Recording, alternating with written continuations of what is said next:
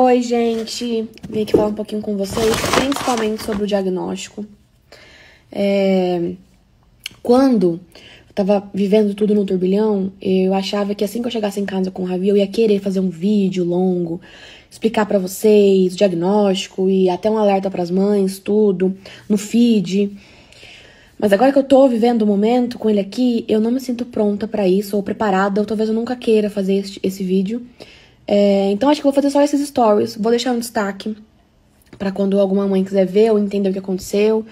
E pra vocês também, eu sei que existe uma curiosidade também, e não acho isso anormal.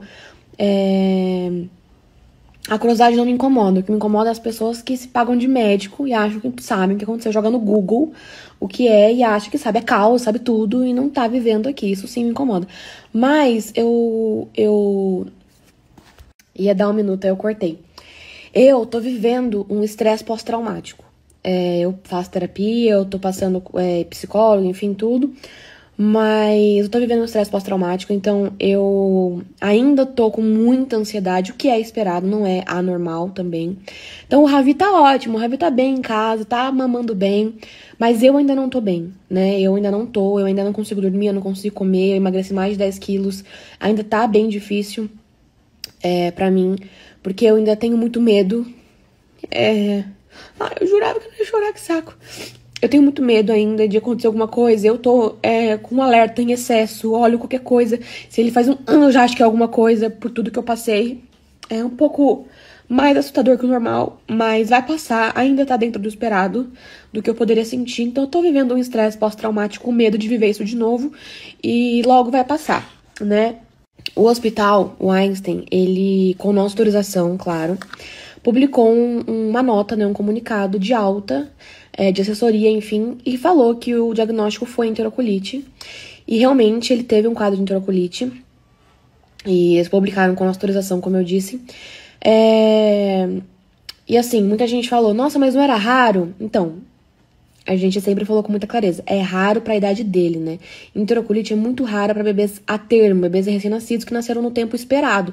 Para bebês prematuros não é raro, mas para a idade dele é raro. E é sim uma doença muito grave, inclusive eu tinha muito medo de contar o diagnóstico, porque eu sabia que muitas mamães já tinham perdido seus filhos, principalmente prematuros, com enterocolite. Eu tinha medo de postarem, falarem, perdi meu filho, isso aqui, isso me assustar mais ainda, sabe? Vivendo aquele turbilhão.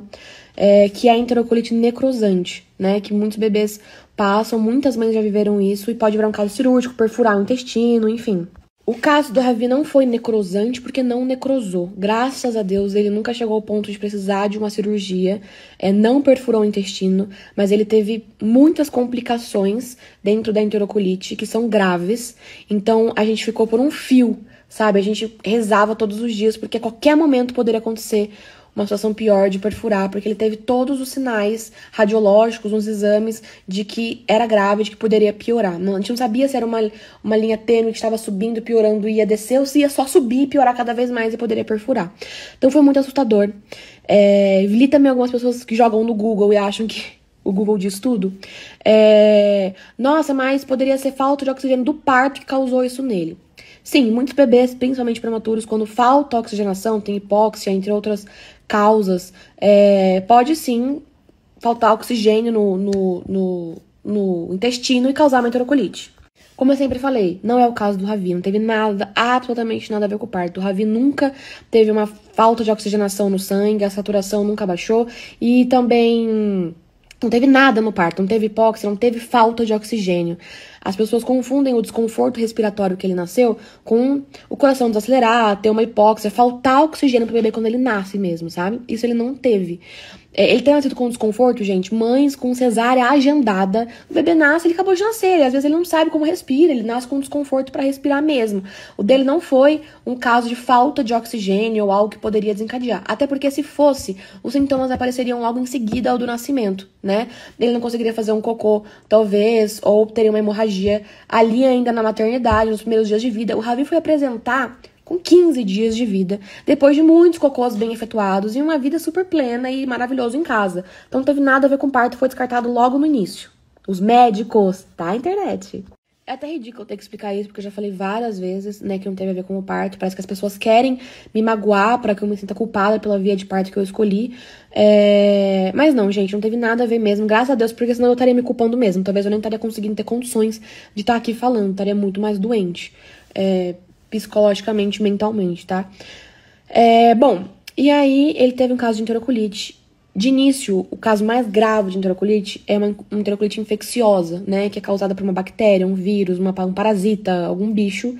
Então a gente precisa descartar essa enterocolite infecciosa. Os exames dele nunca demonstraram que foi uma infecção. O PCR nunca subiu, o hemograma nunca teve alterações significativas, nenhum dos exames que foram feitos tinha, apenas o raio-x. O raio-x dele sempre foi caótico no abdômen, sempre teve um monte de coisa grave, assim, pra uma enterocolite.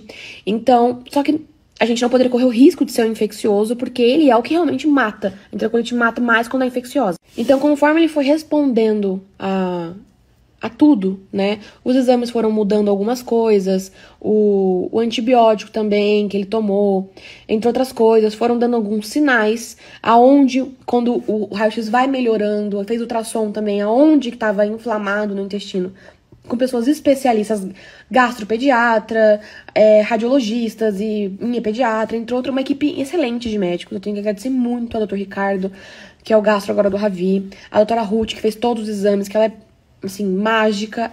Obviamente, a Paula, nossa pediatra, que eu já agradeci ela ontem.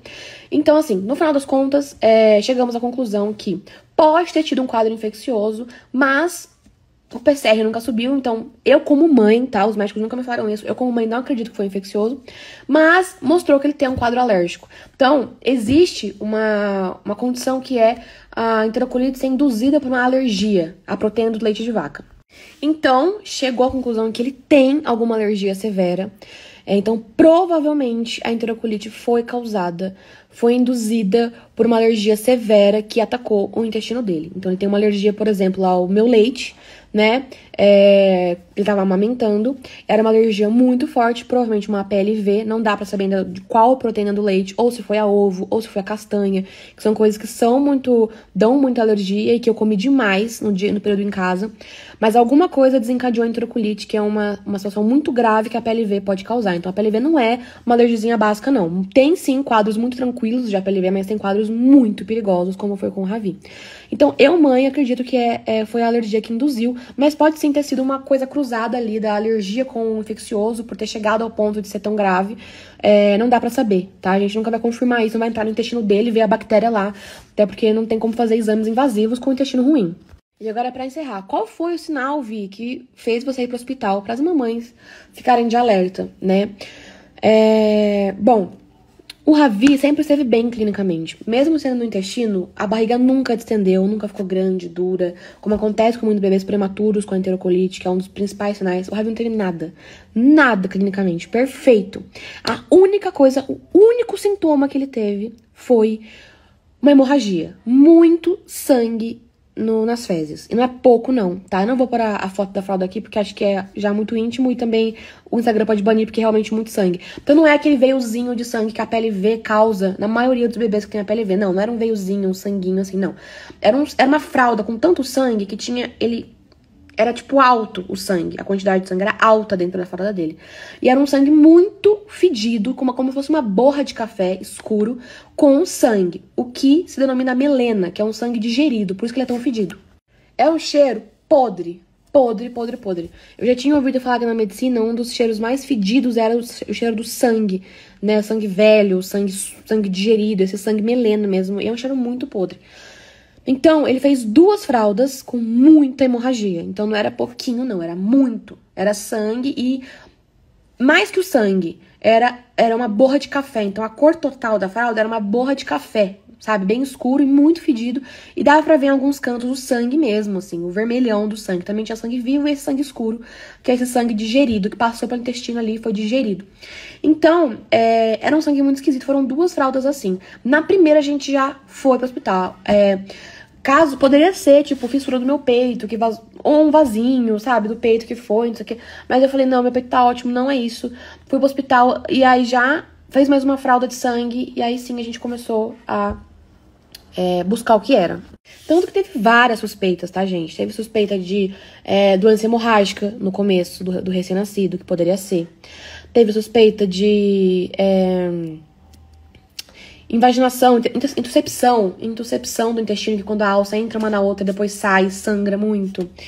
Que é uma coisa espontânea. Teve suspeita de várias coisas, gente, várias coisas. Mas quando viu o raio-x, falou, é uma enterocolite. É uma enterocolite. Enterocolite é uma doença que mata, é uma doença muito grave e muito rara em recém-nascidos. Então, graças a Deus, ele ficou super bem ao tratamento, ao jejum. Ele estava sendo nutrido parentalmente, que é uma nutrição parental por fora, né? Não passando, não poderia usar o intestino porque ele estava machucado, inflamado. Teve que ficar uns 12 dias para a inflamação sair e voltar a se alimentar. Tá mamando bem, tá voltando a se adaptar ao que é mamar, a se alimentar, né? Claro. Mas, obviamente, eu não estou mais amamentando. Eu achei que eu não fosse chorar com essa informação, porque quando eu tava no hospital, isso não era importante pra mim. Eu nem ligava, sabe? Tipo, não vai mais amamentar, eu só quero ele em casa, só quero ele bem, dá a fórmula que tem que dar, a fórmula de aminoácidos, né? Que não tem uma proteína do leite de vaca, como foi um caso alérgico. Dá a fórmula, não ligo de não amamentar. Eu não tava nem aí, eu só queria ele em casa. Mas agora que eu tô em casa, eu sinto muita falta. Eu sinto muita falta dele no peito. Eu sinto muita falta do calorzinho dele, de ver ele mamando, de ver a movimentação, Eu amo amamentar e eu tava indo muito bem. No da Lu, ela teve um freio da língua que fez a frenectomia 2 vezes. Não foi uma amamentação tão fácil assim. Eu tava muito nervosa emocionalmente. No puerpério foi muito mais caótico que o da Lua, pelo incrível que pareça. E não conseguia amamentar muito bem. Mas dessa vez tava indo muito bem. Ainda tava tendo que complementar com a relactação, mas eu nem ligo, sabe? Eu gosto tanto de amamentar que eu tava acostumada já. Da Lua eu amamentei 6 meses com o potinho aqui no peito, nem tchum.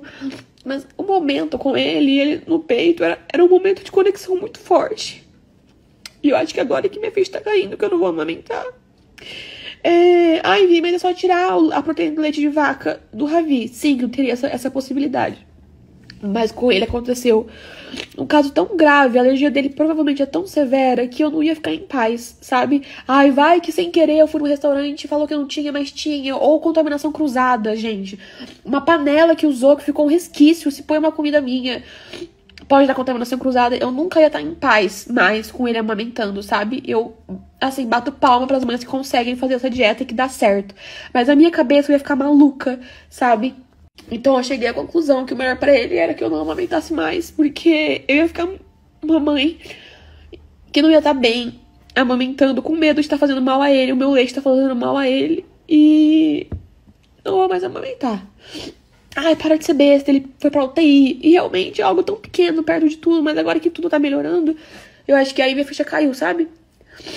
Mas tá tudo bem, ele tá ótimo, graças a Deus, tá se recuperando. Como ele perdeu muito sangue, e também, né, muitos exames de sangue, jejum, né, e ele teve a nutrição parenteral, mas não tem ferro na nutrição parenteral, por exemplo, que é pela veia. Então ele tá um pouco anêmico, mas ele tomou ferro no hospital e agora tá sendo tratado em casa, tá? A anemia dele, daqui a pouco já passa, já melhora. E acho que é isso, gente, o que aconteceu. Eu ainda tô me recuperando, não sei quanto tempo vai demorar, mas eu tenho certeza que Deus tá comigo, que vai ser rápido, ele vai acalmar meu coração, porque é só ele mesmo. Uau!